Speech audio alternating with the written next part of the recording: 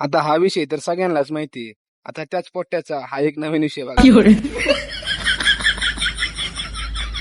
तसं जर पाहिलं तर भाऊसाहेबांना आपल्या कॅमेऱ्यासमोर हवा करायची होती, पण त्यांची हवा वेगळ्या जागेवर निघाली.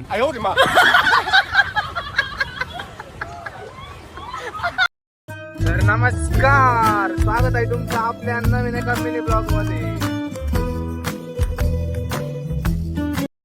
आता हे गायची तेच वर्ग ज्याला आपण गाडीवर उचलून आपटलं होतं.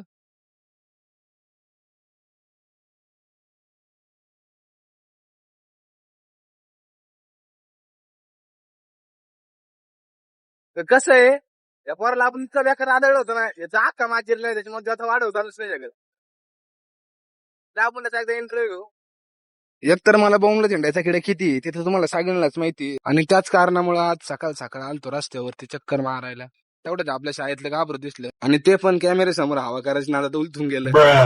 त्याच्यानंतर मग आंघोळ बिंगोळ करून फाटेवरती आलो. त्याच्यानंतर आपल्याला ड्रायव्हर मामा दिसले. ड्रायव्हर काय विषय चालू आहे बघा. पंपात नाही, विका ब्लॉगर आपल्याला वाढला, विका ब्लॉगर आपल्याला वाढला विषय पंपात नाही करायचा. मग तिथून तोंडवर करून निघालो डायरेक्ट पंपावरती, कारण की गाडीचा काठा डायरेक्ट मारायला टेकेल होता. कारण की त्याचं पण म्हणणं असं होतं का लवकरात लवकर पाहा, नाहीतर मेरा जीव सोडून टाकीन. मग मी चला म्हणले. अबे साले.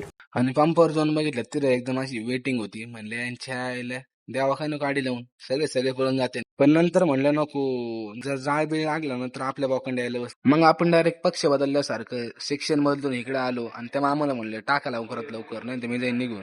मग आता तिथून डायरेक्ट टाकी बंद करून मी जातो घरी. तुम्ही का लाईक फॉलो करून अशीच व्हिडिओ पाहण्यासाठी. धन्यवाद.